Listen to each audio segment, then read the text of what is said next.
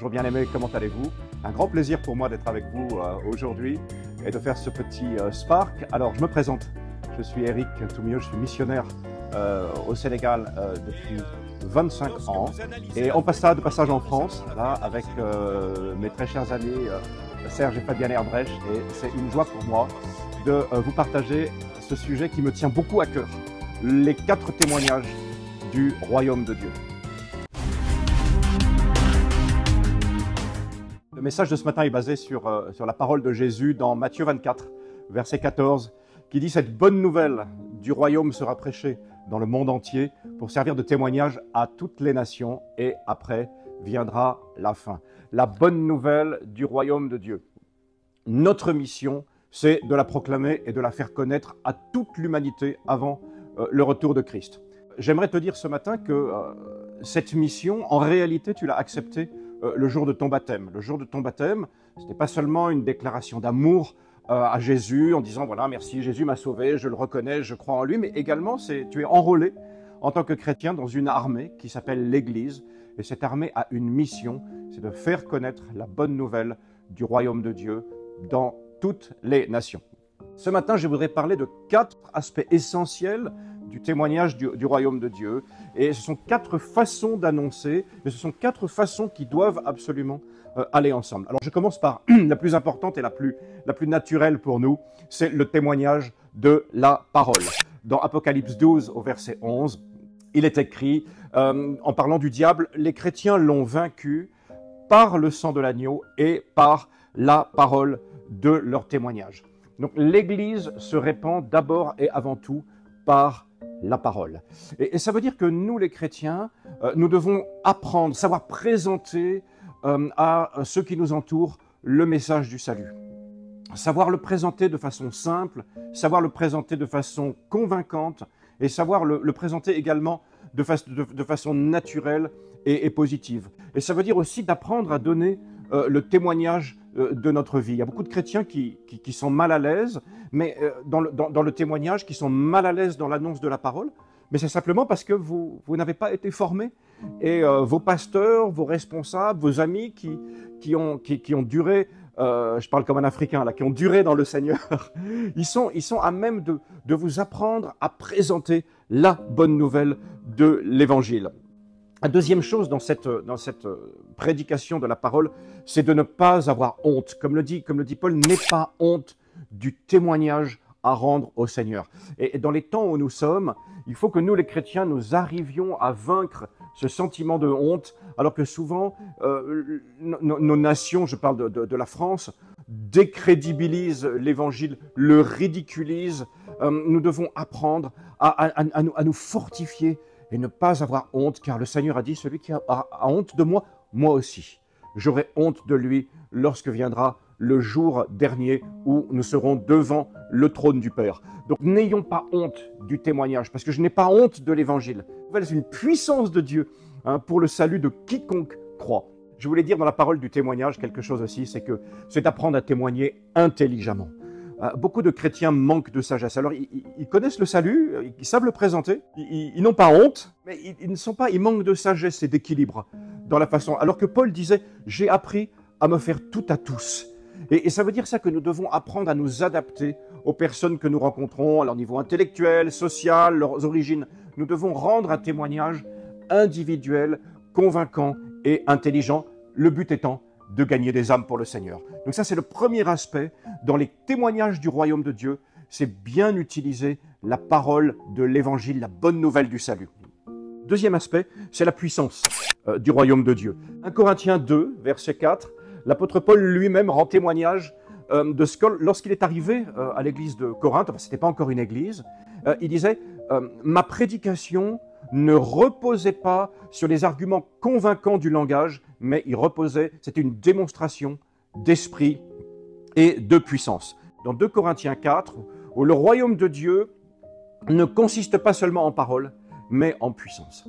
De nombreux chrétiens, bien qu'étant baptisés du Saint-Esprit, ne savent pas mettre en œuvre la puissance de Dieu dans leur témoignage. Il faut apprendre à faire usage des dons de l'Esprit que nous avons reçus et apprendre, si nous en manquons, à les demander. Je suis souvent un peu attristé de voir que les chrétiens s'arrêtent au parler en langue. Ils sont baptisés du Saint-Esprit, ils parlent en langue et ça me suffit. Le Seigneur veut nous faire aller beaucoup plus loin. Notre témoignage simplement oral, lorsqu'il n'est pas accompagné par la puissance de Dieu, très très souvent manque d'efficacité. Je me souviens la première fois que j'ai vécu ça, j'étais un jeune chrétien, c'était à Paris, j'étais en train de faire de l'évangélisation dans les rues et j'étais tout débutant avec Jésus. Et je me rappelle qu'à un moment, on priait on partageait l'évangile avec les gens et il y a un aveugle qui est venu avec sa canne et on avait tout un groupe de gens qui étaient des moqueurs. Et je commençais à parler à l'aveugle, je parlais de la bonne nouvelle et les gens se moquaient. Et à un moment, j'ai demandé à l'aveugle, mais monsieur, est-ce que vous voulez que je prie pour vous? Et là, la réaction des gens a été, ils ont fait comme ça, et ils sont partis. Et j'ai posé les mains sur ce monsieur aveugle. Et c'est la première fois que je faisais ça de ma vie. Et quand j'ai retiré les mains, j'ai dit à monsieur, et le monsieur a dit, mais il n'était pas complètement aveugle, mais il était dans le bruit. Il dit, mais c'est incroyable, je vois mieux. Ah, je me suis retourné, je dis, hé les gars, revenez! Ça m'a mis le pied à l'étrier. Ça m'a montré que je ne dois jamais déconnecter l'annonce de l'évangile de la puissance du royaume de Dieu. Mon frère, ma sœur, apprends à mettre en œuvre. Apprends, lorsque tu témoignes, à proposer simplement la prière. Il dit, mais est-ce que je peux prier pour vous est-ce que vous avez un sujet, quelque chose dans votre vie qui vous tient vraiment à cœur, qui vous montrerait que Dieu confirme ce message que je viens de vous annoncer? Hein, je crois que c'est dans Marc 16, il dit, ils allèrent partout prêcher la bonne nouvelle. Le Seigneur Jésus était avec eux et confirmait la parole par les signes et par les miracles. Deuxième aspect, la puissance de Dieu dans le témoignage qui confirme la parole. Troisième aspect, très important, maintenant je parle de nos communautés chrétiennes, de nos églises, de nos assemblées. L'amour du royaume de Dieu. Jésus a dit, c'est par là, aimez-vous les uns les autres, c'est par l'amour que vous aurez les uns pour les autres, que le monde reconnaîtra que vous êtes mes disciples. Et là, c'est quelque chose dans lequel vraiment, frères et sœurs, dans ces temps qui sont les derniers, nous devons apprendre à fonctionner à nouveau comme une communauté chrétienne vibrante, aimante, où les gens sont capables de se rendre des services, sont remplis d'affection les uns pour les autres. En fait, ce témoignage-là, il parle de la qualité des relations que nous avons les uns avec les autres. Je crois que de plus en plus, nous allons voir des groupes de maisons. Et dans ces groupes de maisons seront des petites églises où ceux qui ne connaissent pas le Seigneur vont venir et vont dire « Waouh, mais ces gens-là, ils s'aiment vraiment avec une qualité d'amour que je n'ai jamais vue. » C'est cet amour, c'est l'amour de Christ dans nos cœurs. L'amour de Christ qui nous dit, Romains 5, est déversé dans nos cœurs par le Saint-Esprit.